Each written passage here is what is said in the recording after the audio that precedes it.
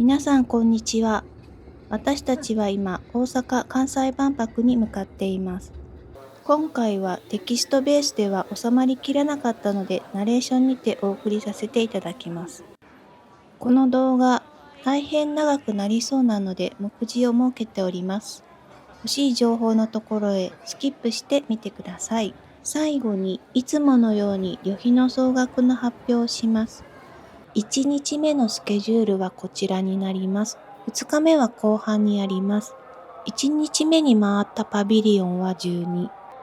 グルメは4カ所です。この中で予約していったのは水空レストランと命動的平衡館です。夢島駅に着いたのは開場30分前8時半頃です。私たちが行った日はゴールデンウィーク前の平日です。この日は入場者が約8万6千人。これは関係者を除いた人数です。この人だかりを見て開場30分前着は遅かったわと思いました。やっと入れたね。やったー。30分だちょうど。30分だね。結局会場に入れたのは9時半頃でした。脈々の像やお土産屋さんに釣られそうになりますが、そこはぐっとこらえて東ゲートゾーンを競歩で通り抜けます。大屋根リングが見えてきました。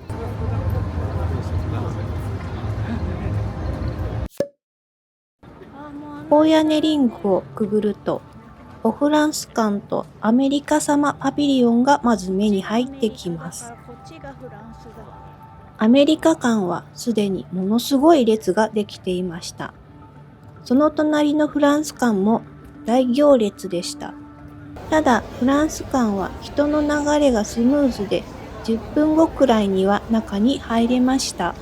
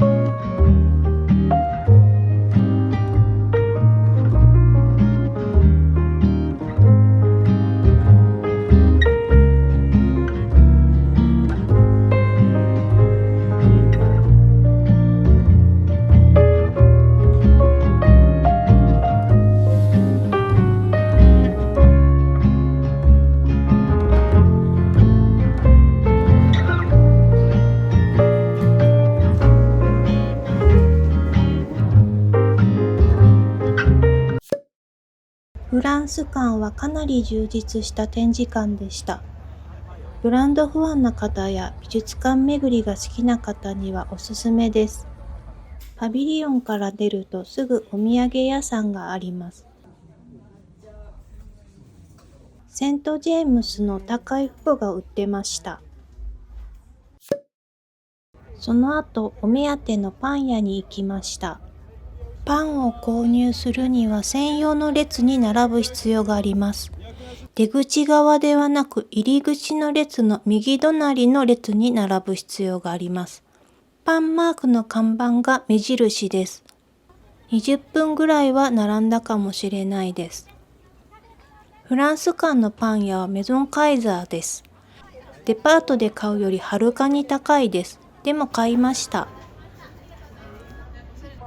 ポップアップステージ東内でパンを食べることにしました。クロワッサンルージュは702円。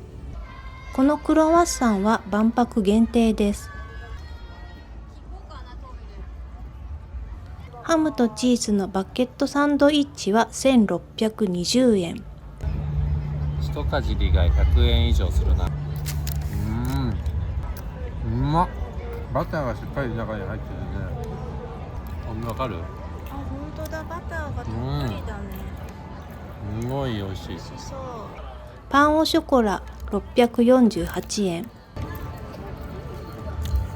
れはうまいです。カフェラテ S サイズで702円でした。どのパンも美味しいですが、値段相応かというとって感じです。地元に帰ってからスタバへ行ったんですけど、スタバがめちゃめちゃリーズナブルに感じました。大屋根リングの下を通りながらドイツ館を目指しました。給水場は長蛇の列ができていて、無料で水が汲めてもこんだけ並んでると結局自販機で買っちゃってました。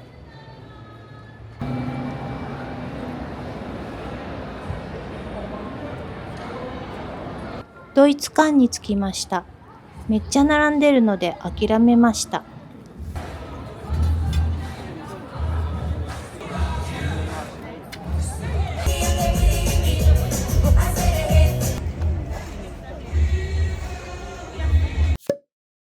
ドイツ館の隣にある韓国館がすぐに入れそうだったので並んでみました。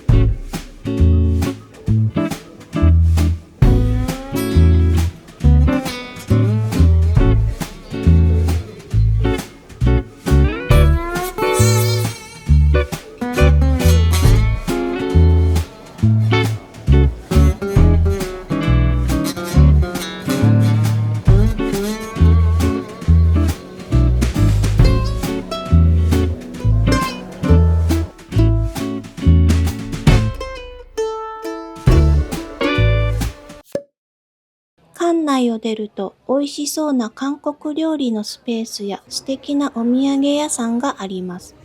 可愛くて素敵な品がたくさんあって心躍ります。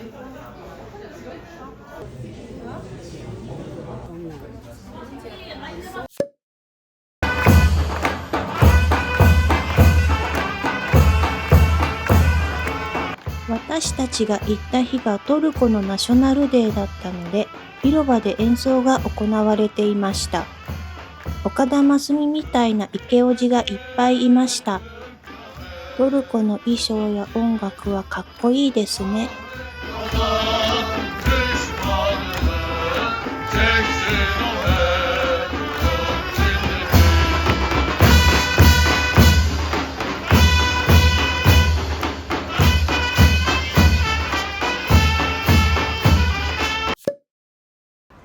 次はコモンズ F 館に入りました。コモンズ F 館はアルメニア、ブルネイ・ダルサラーム、カザフスタンの3国です。デジタルコンテンツもしっかり作り込んでいる感じでした。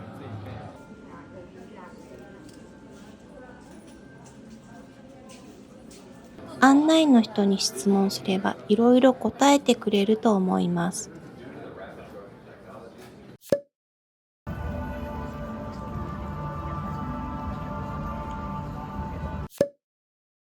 タイパビリオンの列の進み具合が早かったので並んでみました。パビリオンの前にはお花や象のオブジェなどが飾られていました。並んでる間のちょっとした癒しになります。25分ぐらいで中に入れました。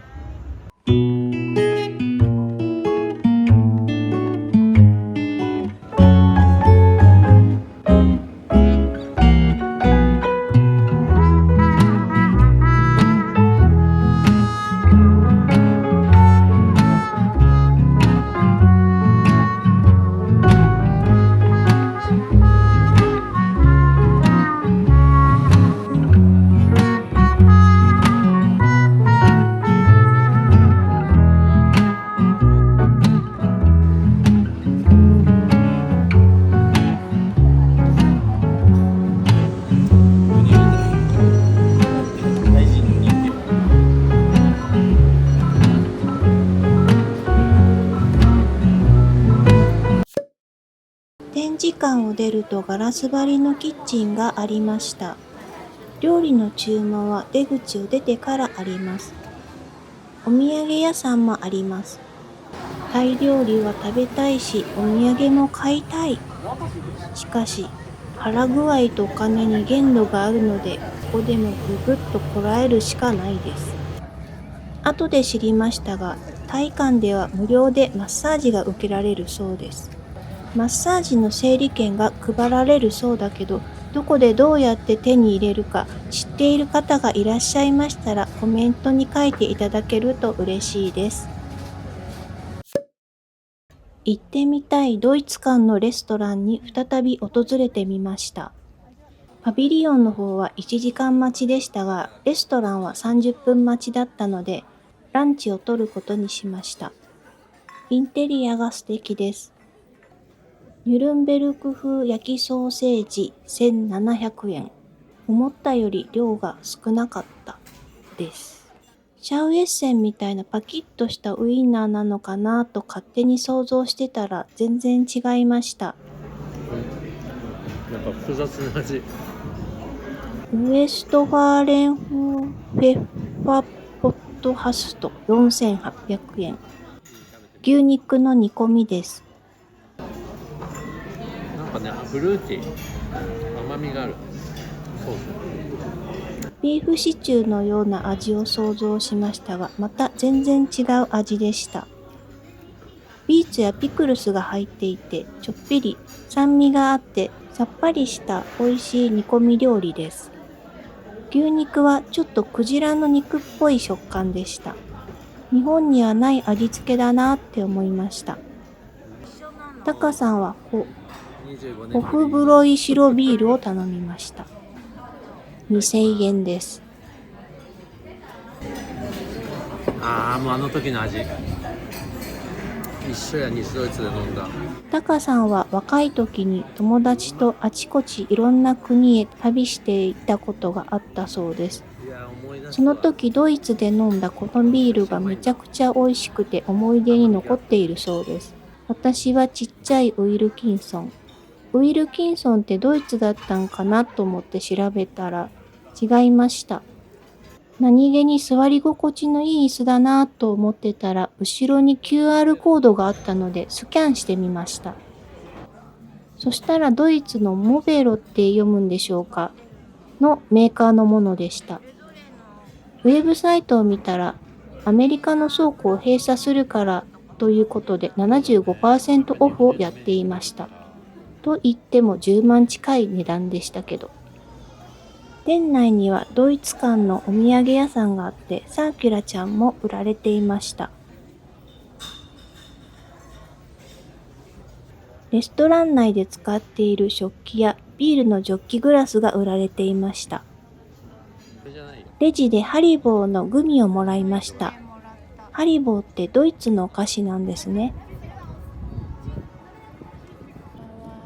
これは次の日の映像なんですけど、サーキュラちゃんの着ぐるみがいました。各国のパビリオンでは日本での開催を意識してか、可愛いキャラクターがあちこちにいて楽しいです。天気がだんだん怪しくなってきました。14時半ごろのリングサイドマーケット西の様子です。多くの人で賑わっていました。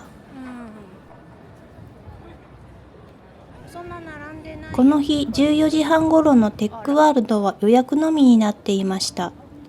17時以降になると一般入場の受付をしているようでした。飯田グループと大阪公立大学共同出展館が30分待ちで入れるようなので行ってみました。実際は20分くらいで中に入れました。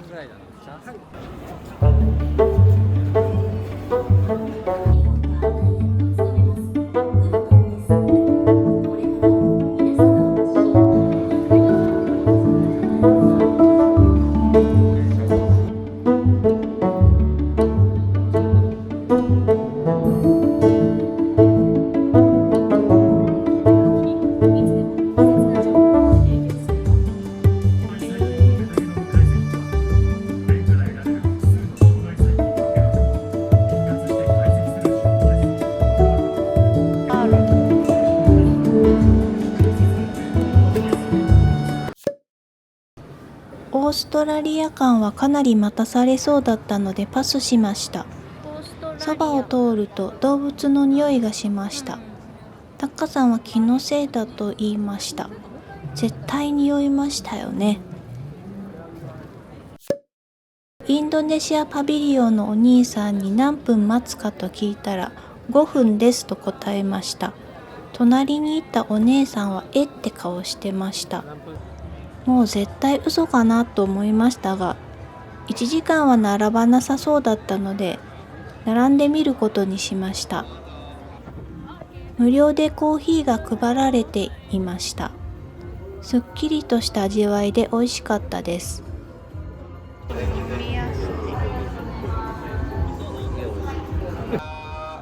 5分くらいで本当に中に入れました。お兄さんは嘘つきではありませんでした。ごめんなさい。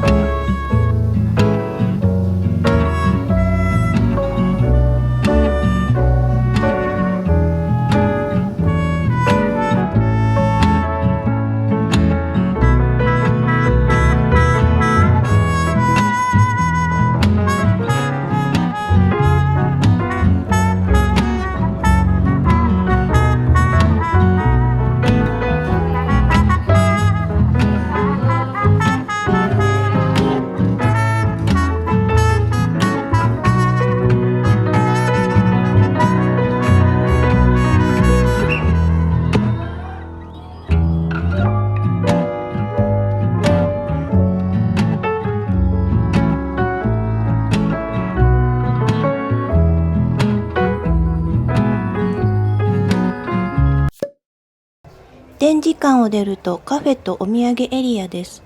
ここのインテリアもとても素敵でうっとりしました。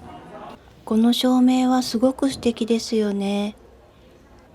バッグとか帽子とか欲しかったです。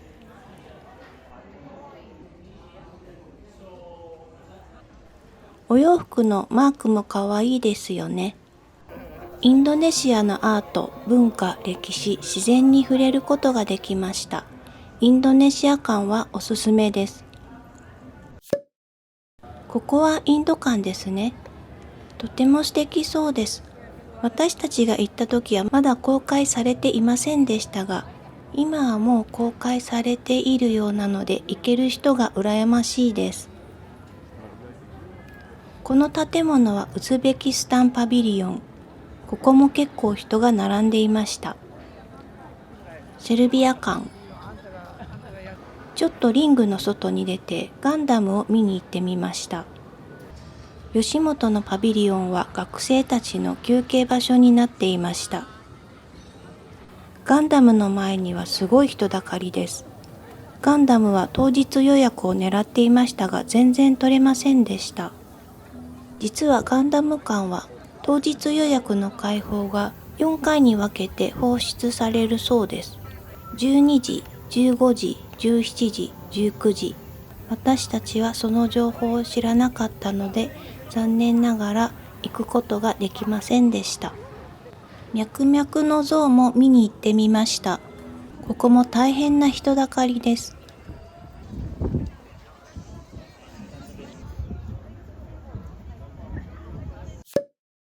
ベルギー館にやってきました。外観がかわいいです。ベルギー館は50分くらい待ちました。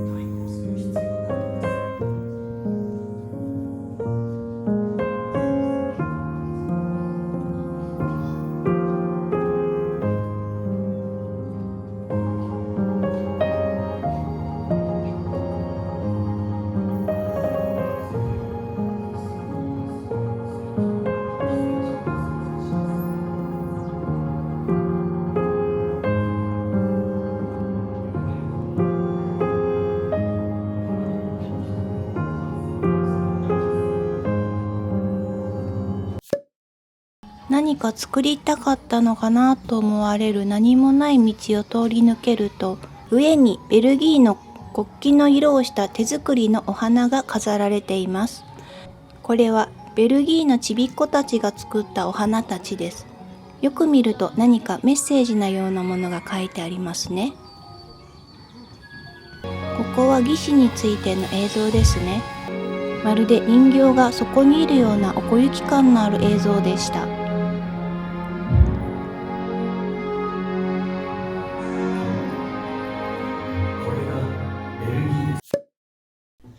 映像紹介を出て上の階段に行くとレストランがあります。どうしてもワッフルが食べてみたかったので行ってみました。茶色のチーズが乗ったワッフルが食べたかったのですが、それはベルギー館ではなく北欧館だったと後で気づきました。一番待ったのはベルギー館のレストランでした。そんなに人数は並んでいないからすぐかなと思っていたんですけれども、これが甘かったです。1時間待ちました。席は空いているようなのに全然案内してくれなくてどういうことかなと思いました。テーブルにある QR コードから注文します。リエージュワッフルアイスクリーム添え1480円。ワッフルだけでしたらキッチンカーでも売ってますが、茶色のチーズにこだわっていたのでどうしてもレストランで食べたかったのです。まあここじゃなかったんですけど。甘いものが食べたかったんだよ。めっちゃうまいよ。よかったじゃんか。これ自体がシュガーコーティングされてて、あ、ちょっと塩気があるかなこれ。アイスクリーム美味しい。アイスクリーム超美味しい。ホットコーヒー700円。ロンバウツコーヒーと読むんですかね。ベルギーのコーヒーです。外国パビリオンのレストランに行くと、その国の代表的な商品があるのが楽しいです。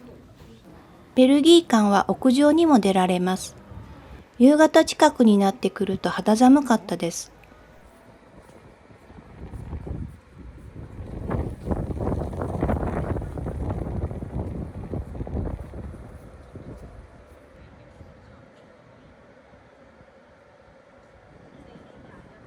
ベルギー館のお土産屋にも行きたかったのですが、展示の建物からお土産に入るところにロープが張られていて、入ることができませんでした。また外で並ばないと入れなさそうでした。お土産屋は人気みたいで、こちらもかなり並んでいましたので、諦めました。夕方近くになって、ようやく大屋根リングに上がりました。下にいるときは感じなかったのですが、上に上がると風が強く寒かったです。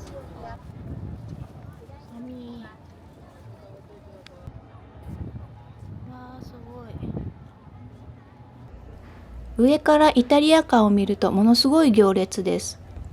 イタリア館は予約した方が良さそうですね。ちなみにイタリア館は2日目に行ったので、様子を見たい方は目次から飛んで見てみてください。夕方のシンガポール館は人の流れもスムーズですぐ見れそうな感じでした。ちなみにシンガポール館も2日目に行っています。当日予約を狙っていたオランダ館になんだかすごい人だかりです。ホテルに帰って夜のニュースで知ったのですが、オランダの首相が来てたみたいです。それとは知らず、オランダ館の当日予約を狙って他のをあえて取らずにいたので大失敗でした。リングの上の方を目指します。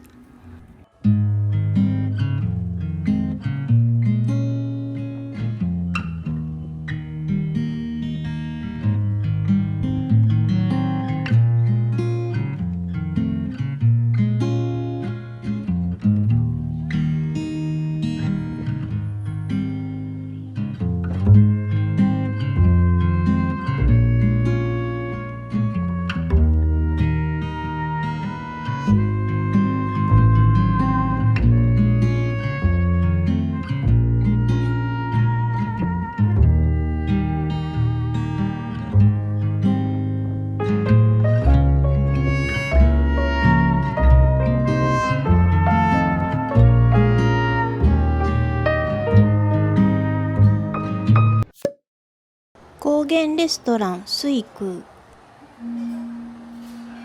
水空は国内産の食材を生かしたコース料理とセットメニュー、サントリーが開発したビールやワイン、カクテルが楽しめるレストランです。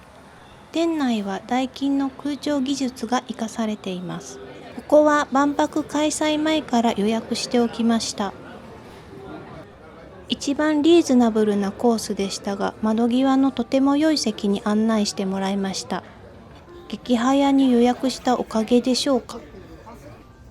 お水はサントリー天然水。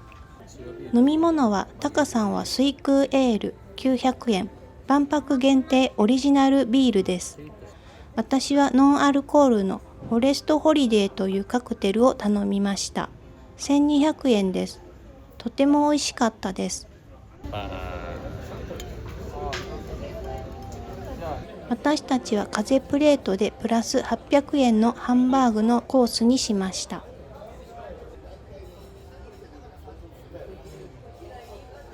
前菜は純甘トマトの冷製ポタージュ、しらすベーコンとズッキーニのタルティーヌ、愛媛県産養殖マダイと香味野菜のカルパッチョ。トマトの酸味がすっきりしてて美味しいです。美味しい。なんかバジルが効いてる。ベーコンがめっちゃうまい。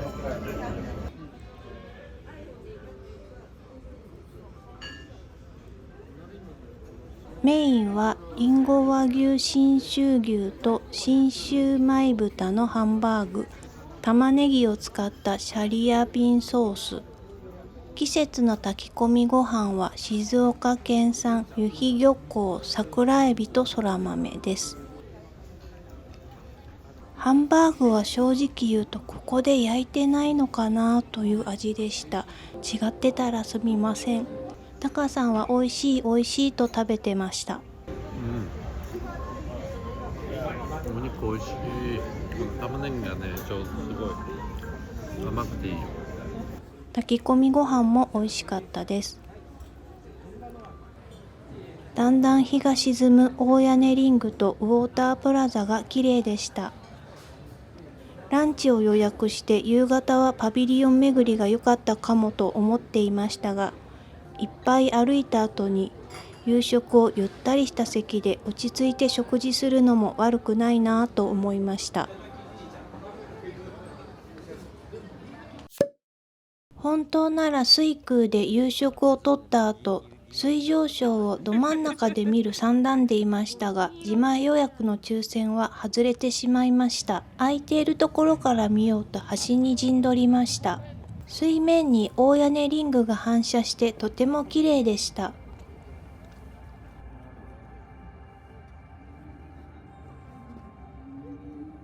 噴水ショーが始まりました。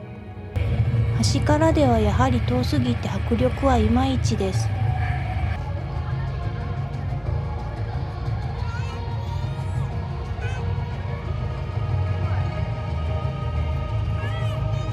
水上ショーはそこそこにしてどこか入れるパビリオンがないかなとうろうろしてみました。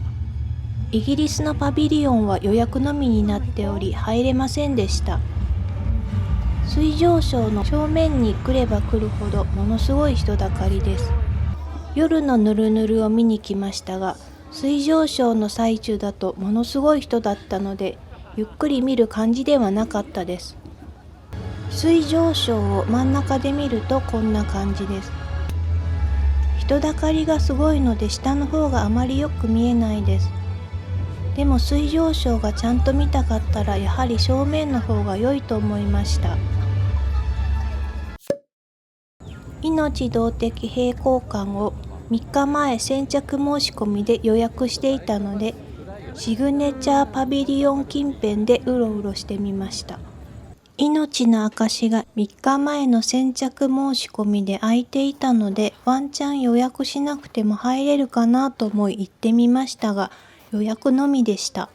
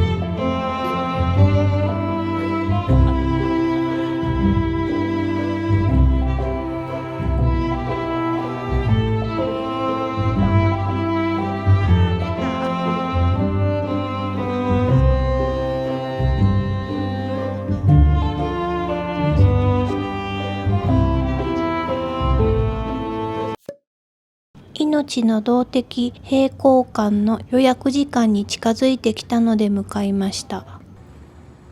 これが初めて予約して入るパビリオンになります。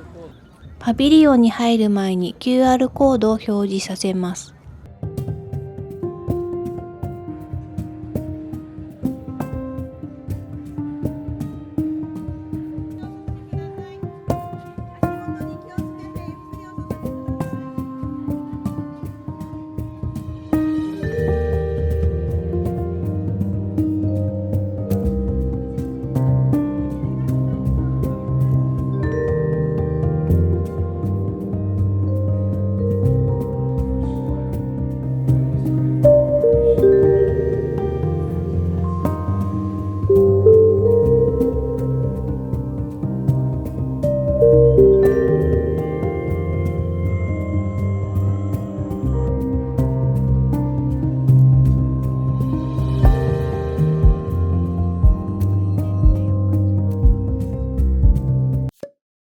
パビリオンを出た頃はもう雨が降っていました。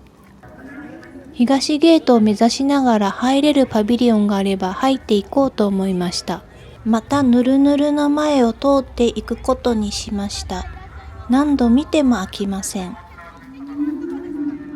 ぬるぬるの抽選予約は外れ、当日予約も取れず、本当に残念だったなぁとパビリオン前を歩いていたら、なんと今なら予約なしで入れると声かけがありました。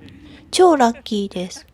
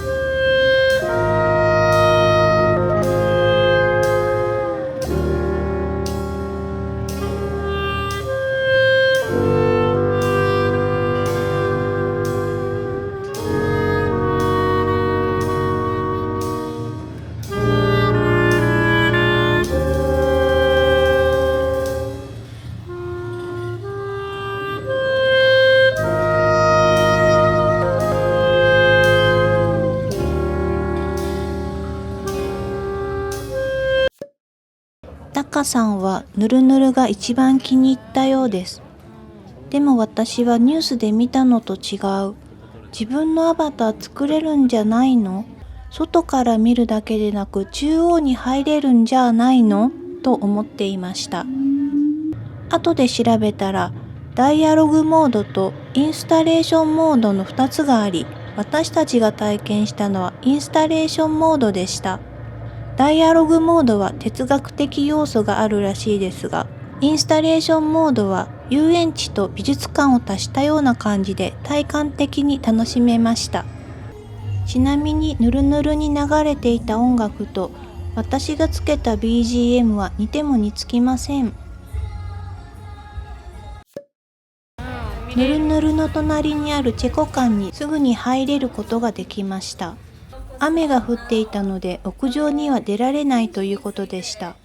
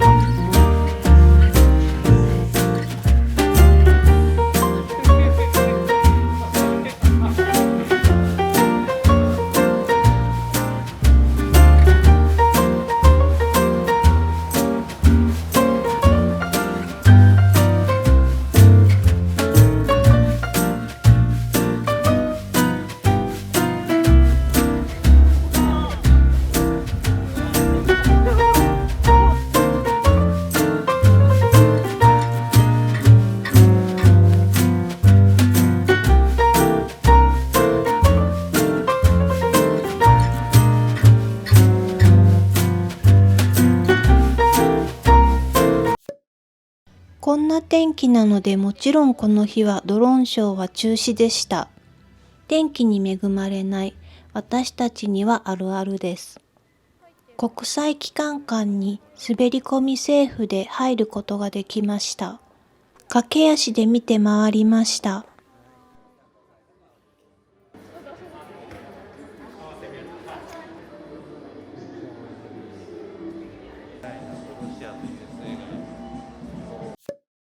9時近くになるとどのパビリオンももう閉まっていました。9時以降は夜のパビリオンの外観を楽しむのがいいかもしれません。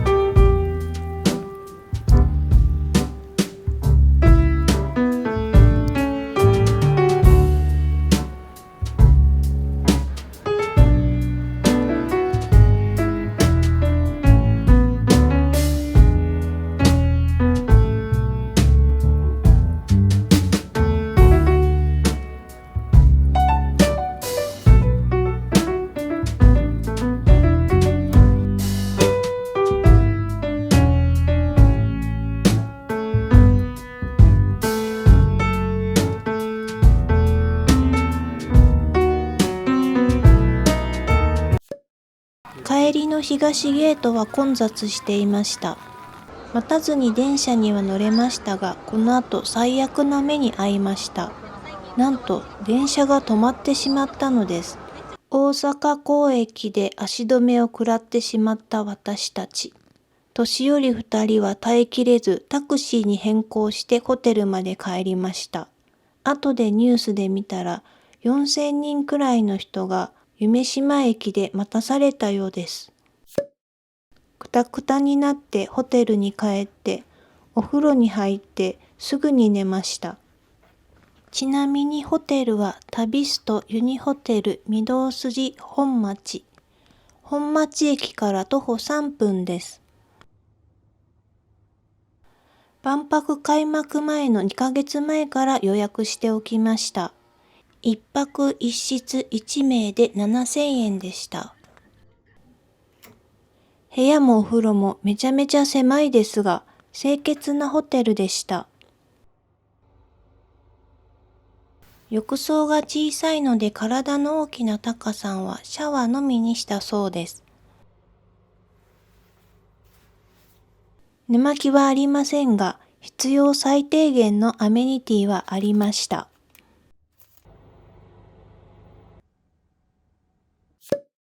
おはようございます。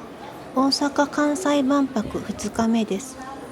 1日目の教訓を生かし、8時ごろに夢洲駅に到着しました。2日目のスケジュールはこちらです。2日目は6パビリオン、食事は2カ所回りました。1日目より少ないのは15時までしかいなかったからです。今日も東ゲート9時入場予約です。早めに来たおかげで1巡目の荷物検査に並ぶことができました。とにかくなるべく人の少ない列に並ぶことが重要です。おかげで今日は9時5分には会場内に入ることができました。ちなみにこの日の来場者数は関係者を除いた数で約8万1000人。昨日より少し減りました。西ゲート側にある未来の都市を9時20分で空き枠先着予約で取ってしまったため E ムーバーに乗ることにしました。東ゲート南停留所から乗りました。私たちが乗車したのは予約なしで乗れる通常バスです。大人子供とも1回券400円です。他に自動運転バスがありますが、こちらは予約が必要らしいです。チケットはバス停にある端末機から購入します。クレジットカード、交通系 IC カード、QR コード決済等、電子マネーに対応しています。係の人がいるので分からなくても安心です。バスの中で当日予約をするのにあたふたしてしまい、景色を楽しむ余裕がありませんでした。無事イタリア館を予約することができました。西ゲート北ターミナルで降ります。この辺りは人がとても少ないです。正面にくら寿司が見えてきました。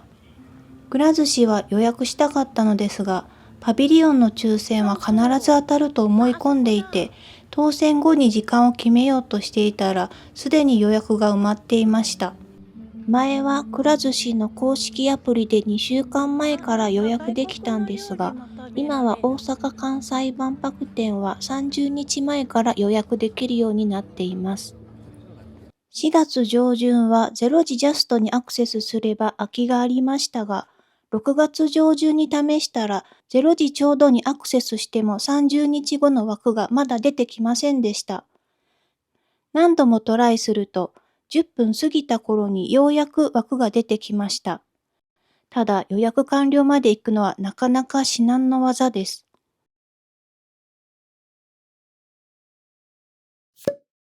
未来の都市パビリオンはくら寿司の隣にあります。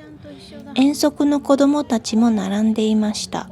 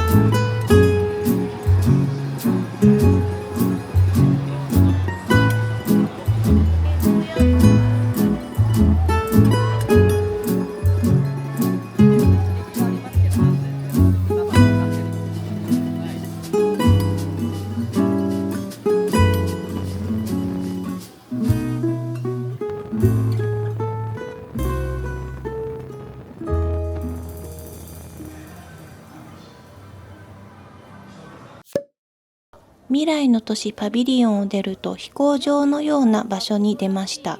人だかりがあります。なんと見たかった空飛ぶ車がありました。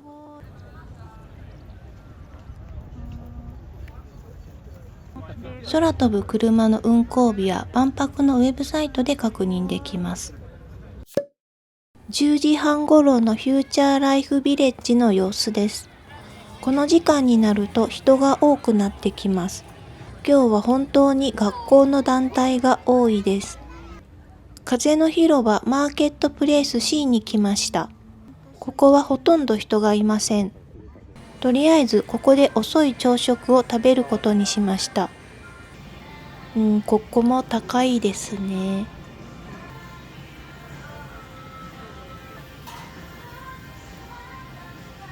お昼にはまだ早いせいか品が揃ってないところもあります。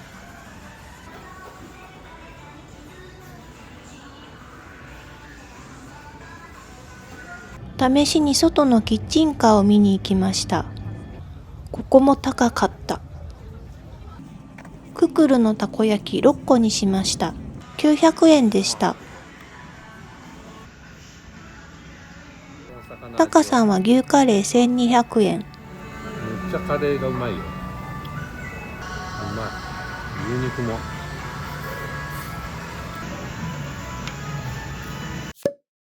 昨日間違えてベルギー館のワッフルを食べてしまった私たち。今日は間違えずに茶色のチーズが乗ったワッフルを食べるため北欧館を目指します。西ゲート前です。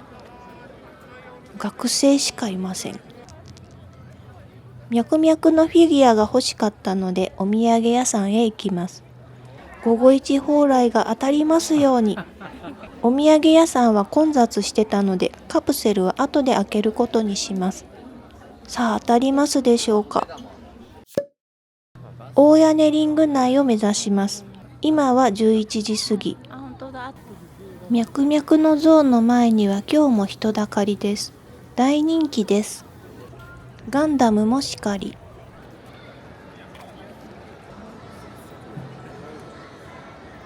大屋根リング内に入りました。ベルギーパビリオン前は今日も長蛇の列です。でも昨日よりは気持ち少ないです。オランダパビリオン。お昼頃のパビリオンはどこも並んでいます。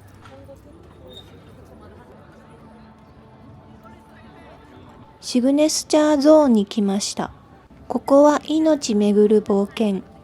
今気づきましたが予約不要エリアは並んでなさそうです。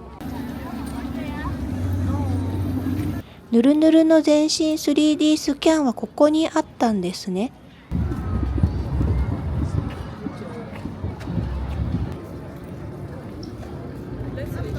ぬるぬるの外観はずっと見てても飽きません。隣はチェコパビリオン。昼は並んでるんだと思ったらレストラン待ちの列でした。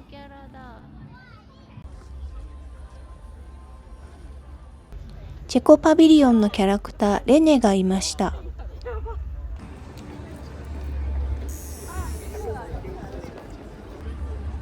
マルタパビリオンの隣が北欧パビリオンです。予約不要で待ち時間が短そうなので並んでみました。待っている間、ガイドさんが楽しいおしゃべりをしてくれます。すべての国旗がどの国か当てた来館者がいました。北欧ブランドが揃うお土産屋さん。ガイドさんの服かわいいなと思ったらマリメッコでした。ちなみにズボンは H&M だそうです。このベンチはヘイ。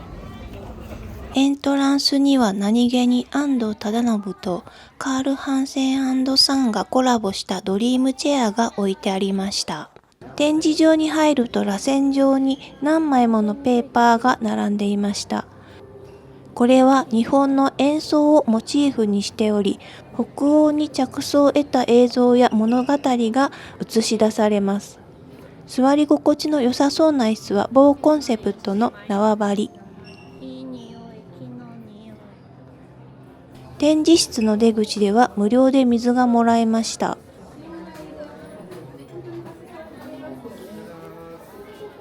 お土産屋さんにはムーミングッズやフグレンの豆とかヘイのペラペラのトートバッグなどなど魅力的な北欧ブランド物が売っていました。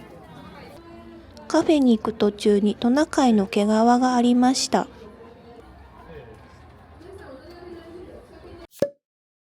レストランは運よく10分くらいで入れました。グリーンの椅子やテーブルはヘイ。木の椅子やテーブルはカール・ハンセン&サンのです。ただ私たちが座った席は違うと思います。多分ですが。注文で少し並びました。メニューはこんな感じです。値段がここには書いていなかったです。やっと念願の茶色のチーズが乗ったワッフルにありつけました。タカさんがピーナッツバターが好きだからアーモンドクリームが入ったセムラというデザートも頼んでみました。かわいいデザインの缶です。セムラとコーヒー。コーヒーはフグレンです。ノルウェーのコーヒー屋さんだったとは知りませんでした。セムラは写真とは違うなぁと思いつつ食べてみます。これかぶっていくの？つけて食べる。半分こいややっぱこうでしょ。潰れちゃうよ。あ？こぼれるわな。どうやって食べるか揉める2人です。かぶりつきたいタカさんを圧でやめさせました。思った通り甘みゼロ。中に何か入ってんだ。これね、甘みないんだ。なんだ、食べたことのある味だけど、下アーモンドだよ。アーモンドなのこれ。なんかシナモンも入ってるね。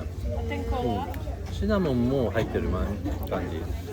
シナモンと言っておりますが、カルダモンです。マリトッツォやスタバの甘ったるいのを想像してるとはしご外されます。生姜みたいだけど食べたことのない味と香りで、最初薬と思ってしまいましたが、食べてるうちに癖になってきました。北欧風スイートワッフル、ノルウェー産ブラウンチーズ&ラズベリージャム&アイスランド産ヨーグルト。なんかね、しなっとしてる。わあ、どう扱っていいものか。どうやって食べる？チーズだよ。チーズか。バターじゃないの。あ、これね、もっちり感はね、昨日のベルギーと一緒だけど、やっぱり違うね、ワッフルの形自体が。ブラウンチーズ。シュガーコーティングがないからベルギーの方がうまいな。ジャムも多めでスイーツになるけど、チーズだと食事みたいな。塩気があるからさ。食べてみるとベルギーのワッフルとは全然違いました。タカさんは甘いお菓子が大好きなのでベルギーワッフル推しですが、私はここのワッフルも好きです。ワッフル自体に甘さがないのでご飯感覚な感じがしました。チーズも癖は全然ないです。食べられて満足です。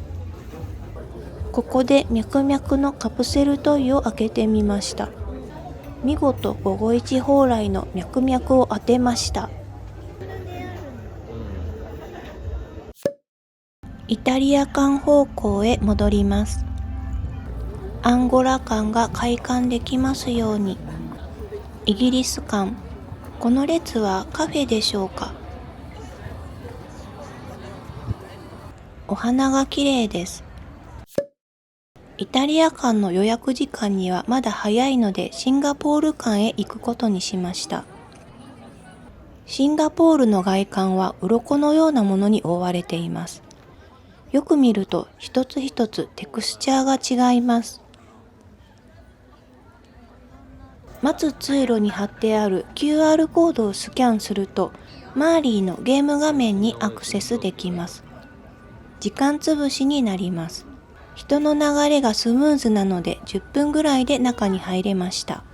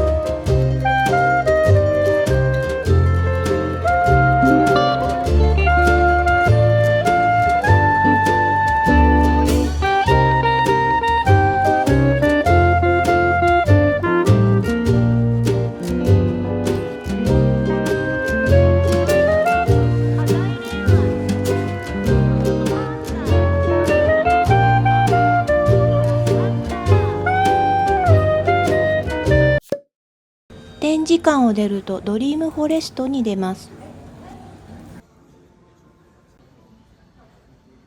お土産屋さんやバーがありました。マーリーには会えませんでした。階段を降りたところにカフェがありました。シンガポールパビリオンは動線がスムーズで同じ場所で待たされることがなく、内容も楽しめるのでおすすめです。当日予約したイタリア館へ行きます。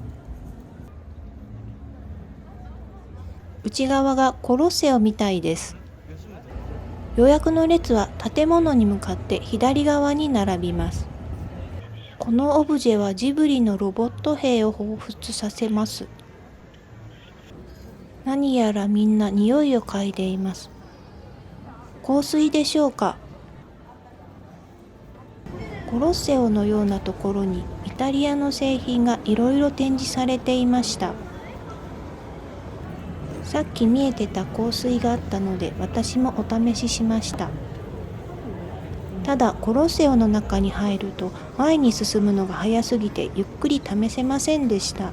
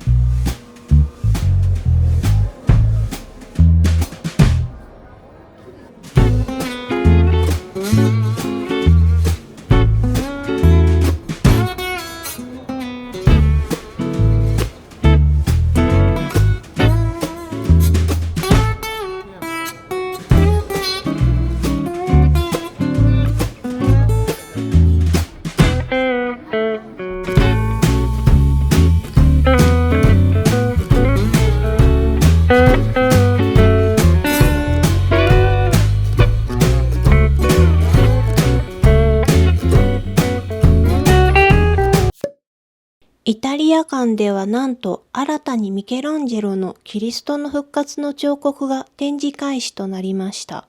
イタリア館は貴重な美術品がたくさん展示されており、魅力満載です。しかし、中に入っても渋滞箇所があるので注意です。あと、お土産屋さんがまだオープンしていないのも残念です。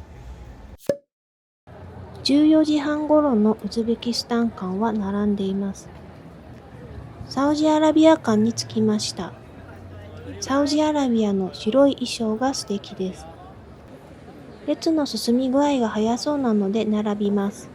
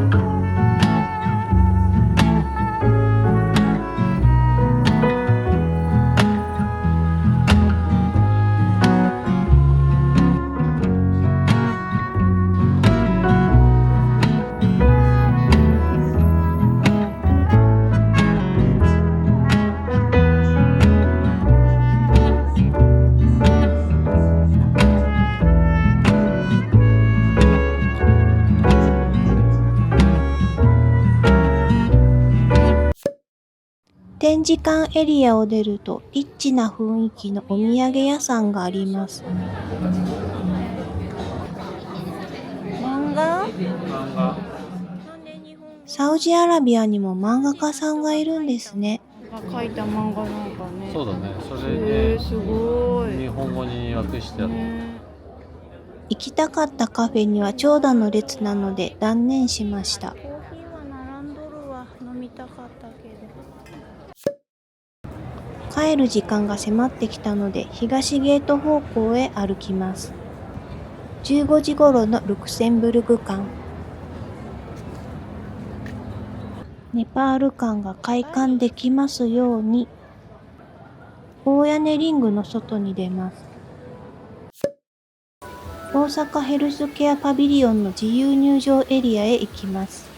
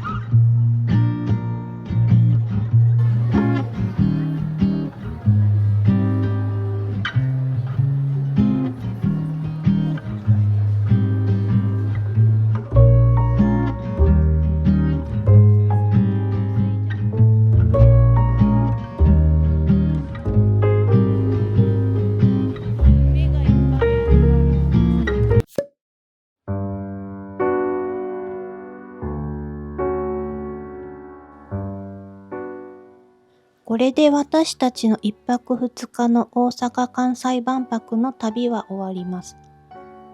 この2日で見れたパビリオンは18、グルメは6です。